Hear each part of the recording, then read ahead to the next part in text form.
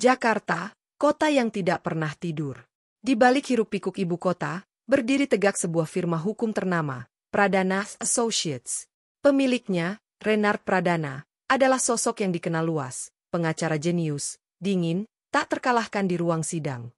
Usianya 42 tahun, wajahnya tampan dengan garis rahang tegas, rambut tersisir rapi, dan setiap langkahnya memancarkan wibawa. Di mata publik, Renard adalah suami idaman. Kaya raya, terkenal, dan memiliki istri yang sama mengagumkannya, Samantha Aulia, seorang CEO perusahaan startup digital yang sedang meroket di Asia Tenggara. Namun, kehidupan rumah tangga mereka, meski tampak sempurna dari luar, menyimpan celah yang tak terlihat oleh mata publik. Sudah hampir 2 tahun mereka tak makan malam bersama. Samantha selalu pulang larut malam, tenggelam dalam layar-layar presentasi, investor meeting, dan jadwal bisnis yang padat. Renard yang dulu menerima semua itu dengan pengertian, perlahan mulai merasa kosong. Ada satu hal sederhana yang selalu ia rindukan namun tak pernah lagi ia rasakan, semangkuk mie buatan tangan sang istri. Bukan sekadar mie, tapi simbol kehangatan, perhatian, dan waktu yang dulu selalu mereka luangkan di awal pernikahan. Namun ketika Renard mengungkapkan kerinduannya, Samantha hanya menjawab sambil menatap ponselnya. "Ray, kita bisa pesan dari Hotel Bintang 5, buat apa repot-repot masak?" Jawaban itu membuat dada Renard sesak. Bukan karena mie-nya, tapi karena pesan tersembunyi di balik kalimat istrinya, "Kamu bukan lagi prioritas." Suatu malam, setelah sidang panjang dan melelahkan, Renard menyusuri gang kecil dekat kantor pengadilan. Hujan baru saja reda. Bau tanah bercampur aroma gurih menggoda dari sebuah warung sederhana bernama Mie Pelipur Lara. Di balik etalase kaca yang berembun, seorang wanita muda dengan celemek lusuh terlihat sedang mengaduk mie di atas wajan. Namanya Arlena, pemilik kedai, 32 tahun, janda beranak 1. Bicaranya lembut, matanya hangat, dan tangan-tangannya cekatan. Awalnya Renard hanya ingin makan, melampiaskan lapar. Tapi semangkuk mie yang disajikan Arlena seolah memeluk luka hatinya. Rasanya tidak luar biasa, tapi ada sesuatu di dalamnya, sebuah perasaan. Ia datang kembali keesokan harinya, dan hari berikutnya. Perlahan, interaksi mereka berubah dari basa-basi menjadi percakapan penuh makna. Arlena tidak tahu siapa Renard sebenarnya. Ia hanya tahu pria itu seorang pegawai hukum yang kelelahan. Bagi Arlena, Renard bukan tokoh besar. Ia hanyalah pria kesepian yang rindu disapa. Sementara itu, Samantha makin larut dalam dunianya sendiri. Bahkan di ulang tahun pernikahan mereka yang ke-10, ia lupa mengucapkan selamat. Renard duduk sendirian di ruang makan, menatap kursi kosong yang seharusnya diisi cinta. Dan malam itu, ia kembali ke kedai mie. Hujan baru saja berhenti. Langit malam masih menyisakan kabut tipis yang menggantung di antara temaram lampu jalanan. Di dalam kedai kecil itu, hanya ada satu meja yang masih menyala, meja sudut dekat jendela kayu tua yang mulai berjamur di sisinya. Renard duduk diam. Setelan jasnya sudah ia lepas, digantung seadanya di sandaran kursi. Kemeja putihnya kini tampak lusuh dan sedikit basah karena hujan. Arlena di depannya, masih mengenakan celemek yang terkena noda kecap dan minyak. Jam sudah menunjukkan pukul 00.27 dini hari. Kedai seharusnya sudah tutup sejak 1 jam lalu, tapi tidak malam ini. Tidak setelah Renard berkata lirih. "Boleh aku tetap di sini? Hanya sebentar. Aku tidak tahu mau kemana malam ini." Arlena tak menjawab. Ia hanya mengangguk dan mematikan separuh lampu kedai, menyisakan cahaya hangat dari sudut dapur. Ia menuangkan teh tawar ke dalam 2 cangkir email yang sudah mulai pudar motif bunganya. Uap hangat mengepul, dan keheningan menyelimuti mereka seperti selimut tak terlihat. Renard menatap kosong keluar jendela. Hujan yang tersisa menetes dari talang air, berdenting lambat di atas atap seng. "Lucu ya," gumamnya pelan, nyaris tak terdengar. "Setiap orang pikir aku punya segalanya. Tapi setiap malam, aku pulang ke rumah yang terasa lebih sunyi dari kuburan." Arlena berhenti mengaduk tehnya. Ia menatap pria di depannya. Mata itu, yang biasanya tajam dan percaya diri, kini tampak keruh, penuh letih dan luka. Ia tidak tahu mengapa, tapi malam itu ia tidak ingin menjadi penjual mie. Ia ingin menjadi pendengar. "Apa kamu mencintainya?" Arlena bertanya, pelan. Renard tertawa kecil, kering dan getir. "Aku mencintai siapa dia dulu. Sebelum dunia mengambilnya. Sebelum kami lupa bagaimana rasanya duduk di meja makan tanpa ponsel, tanpa janji temu, tanpa pengacara perceraian yang menunggu di lobi. Arlena tidak membalas. Ia hanya bangkit, mengambil semangkuk mie yang baru saja ia masak diam-diam untuk dirinya sendiri, dan mendorongnya ke depan Renard. Makan. Tidak ada yang bisa dipikirkan saat kamu mengunyah. Dan kadang, itu cukup. Renard menatap semangkuk mie itu sejenak, lalu tersenyum kecil. Ia makan perlahan, lalu terhenti di tengah-tengah suapan keempat. Matanya memerah. Ia letakkan sumpit, lalu menunduk. Bahunya bergetar. Ini, seperti rasa yang pernah aku rindukan bertahun-tahun. Hangat. Jujur. Tidak dibuat-buat. Arlena mendekat. Ia tak bicara. Ia hanya duduk di sisi Renard, cukup dekat untuk membiarkan keheningan berbicara. Kamu tahu, aku pernah berjanji pada diriku sendiri, kalau aku pulang suatu hari nanti, aku ingin dia menyambutku dengan mie goreng buatannya. Bukan emas, bukan pesta. Hanya itu. Renard menoleh, dan mata mereka bertemu. Dalam tatapan itu, tidak ada rayuan. Tidak ada gairah. Hanya luka yang saling mengenali. Dan dalam diam yang panjang, Arlena menyentuh tangan Renard.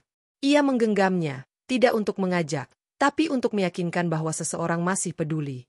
Aku juga pernah menunggu seseorang pulang, Ray. Tapi dia pulang-pulang dalam peti mati.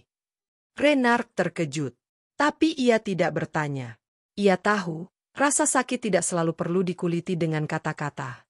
Lama kemudian, tubuh mereka saling bersandar. Pelan. Seperti dua kapal karam yang akhirnya saling bertaut untuk tidak tenggelam sendiri. Arlena, bisik Renard. Aku tidak ingin ini terjadi. Tapi aku juga tidak ingin pulang malam ini. Arlena menutup matanya. Air matanya jatuh, tanpa suara. Kalau begitu, tetaplah. Tapi malam ini, jangan jadi pengacara. Jangan jadi siapapun. Jadilah Ray. Itu saja cukup. Dan dalam pelukan senyap, di kedai yang kecil dan sederhana itu, dua orang dewasa saling menyembuhkan, tanpa janji, tanpa nama belakang, tanpa masa depan yang pasti. Hanya sekejap hangat yang terasa abadi. Malam itu, tak ada yang terjadi secara fisik. Tapi hati mereka sudah menyatu lebih jauh dari sekadar ciuman. Karena di dunia orang dewasa, cinta seringkali tak berteriak. Ia hadir dalam keheningan, dalam sentuhan kecil, dalam semangkuk mie sederhana yang menyelamatkan jiwa yang nyaris patah. Hubungan mereka berlangsung diam-diam selama 3 bulan. Hingga suatu hari, Samantha menerima foto-foto Renard dan Arlena dari seorang anonim. Bukan paparazzi. Bukan detektif. Tapi dari seseorang yang sangat dekat asisten pribadi Renard sendiri, Dira, yang diam-diam menyimpan dendam pada Renard. Samantha marah, bukan karena dikhianati. Tapi karena dikhianati oleh seseorang yang dianggapnya terlalu rendah untuk dibandingkan dengannya. Kau tidur dengan penjual mie? Tuhan, Ray, seberapa rendah kau jatuh? Dia memberiku sesuatu yang bahkan kau tolak. Waktu. Percakapan itu menyayat keduanya. Samantha kemudian mengajukan perceraian secara diam-diam. Tapi bukan hanya itu, ia juga menuntut sebagian besar aset Renard dengan tuduhan perselingkuhan. Publik gempar. Firma Renard mulai ditinggalkan klien. Ia kehilangan nama baik, klien besar, dan bahkan hak asuh anak angkat mereka yang selama ini diasuh Samantha. Namun plot twist terbesar datang bukan dari Samantha. Hujan mengguyur Jakarta tanpa henti sore itu. Langit menggulung awan kelabu, dan suara petir sesekali memecah kesunyian di gang sempit tempat Renard tinggal sekarang. Sebuah rumah kontrakan mungil berwarna krem pudar, jauh dari kemegahan penthouse lamanya. Rumah itu tak punya taman, tak punya garasi, bahkan tak punya pagar. Tapi entah kenapa, di sanalah untuk pertama kalinya dalam hidupnya, ia merasa cukup. Renard baru saja meletakkan cangkir teh ke meja saat suara ketukan pelan terdengar. Tidak tergesa. Tidak berulang. Seperti suara seseorang yang ragu-ragu apakah ia layak diterima. Saat pintu dibuka, Arlena berdiri di ambang, basah oleh gerimis, tubuhnya terbungkus jaket lusuh, dan matanya merah seperti habis diguyur bukan hanya hujan, tapi juga badai dari dalam. Di tangannya, ada sebuah map putih, berlogo rumah sakit swasta, sedikit lecek, dan basah di ujungnya. Maaf, aku datang tanpa kabar. Suaranya lirih, nyaris hilang. Renard tidak menjawab. Ia hanya menyingkir ke samping, membuka pintu lebih lebar. Arlena masuk, langkahnya gontai seperti seseorang yang sudah terlalu lama menahan beban. Ia duduk di kursi rotan reot yang berbunyi pelan saat diduduki. Tangannya gemetar saat membuka map itu. Ini, hasil biopsi. Arlena, suara Renard menegang. Kamu. Kanker, jawabnya cepat. Payudara. Stadium awal, katanya masih bisa diselamatkan. Tapi, aku. Suaranya pecah. Nafasnya tersendat. Matanya menatap lantai seperti ia ingin menghilang ke dalamnya. Renard duduk di seberangnya, perlahan. Tangannya bergerak, namun ragu-ragu. Hingga akhirnya ia menyentuh tangan Arlena, menggenggamnya tanpa banyak kata. Tubuh Arlena langsung bergetar, lalu ia roboh ke dada Renard, menangis seperti anak kecil yang kehilangan arah. Aku bukan perempuan baik, Ray, katanya di sela isak. Aku menghancurkan hidupmu. Aku bagian dari kehancuran rumah tanggamu. Firmamu, reputasimu. Aku ini racun. Renard memejamkan mata. Dadanya sakit. Tapi bukan karena kemarahan. Melainkan karena menyadari sesuatu, bahwa di balik semua yang terjadi, Arlena tidak pernah berniat menyakitinya. Ia hanya sama-sama tersesat. Kamu tahu, suara Arlena kembali lirih. Saat kamu pertama kali datang ke warungku, aku sedang menyusun rencana bunuh diri. Aku sudah beli obat tidur. Sudah menulis surat untuk anakku. Aku cuma tunggu waktu yang sepi. Air mata Renard jatuh. 1 tetes. 2 tetes. Lalu sisanya hanyut diam-diam. Tapi kamu datang. Dengan setelan rapi, wajah lelah, tapi minta mie seolah-olah mie itu bisa menyelamatkanmu dari dunia. Dan aku pikir, mungkin aku gak sendiri. Mungkin, aku harus bertahan sedikit lagi. Untuk melihat besok. Sunyi menyelimuti ruangan.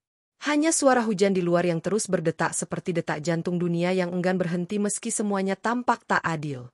Lama mereka duduk begitu. Dalam pelukan diam. Dalam luka yang saling memeluk. Keesokan harinya, tanpa kata panjang, Renard memutuskan, ia tidak akan kembali ke dunia hukum. Ia menjual sisa-sisa kemewahannya yang masih ia miliki, koleksi jam tangan, mobil klasik, dan bahkan sisa saham firma lamanya yang sudah digerus skandal. Ia beli kembali kedai kecil yang dulu jadi tempat Arlena berdiri. Warung itu sempat tutup karena Arlena terlalu lelah untuk berdagang sambil menjalani kemoterapi awal secara diam-diam. Namun kini, warung itu hidup lagi. Tapi bukan hanya mie yang disajikan di sana, melainkan kehangatan dan harapan. Renard belajar memasak dari Arlena. Ia mengupas bawang dengan mata berair bukan karena pedasnya, tapi karena selama ini ia tidak tahu rasanya menjadi suami yang hadir. Yang mengiris, mencicipi, dan bertanya apakah terlalu asin. Setiap pagi, mereka berdua membuka kedai dengan doa pendek. Setiap malam, mereka menutupnya dengan duduk berdampingan di bangku kayu panjang, menikmati teh dan bercerita tanpa gadget, tanpa gangguan, tanpa dunia luar yang memburu. Di sela-sela kemoterapi, Arlena sering muntah dan lemas. Renard ada di sana. Mengelap keringatnya. Memegang tangannya. Mengganti infus jika suster datang terlambat. Ia belajar menjadi perawat, suami, sahabat dalam satu tubuh. Dan cinta mereka tidak lagi dibangun oleh gairah. Tapi oleh luka yang tidak lari.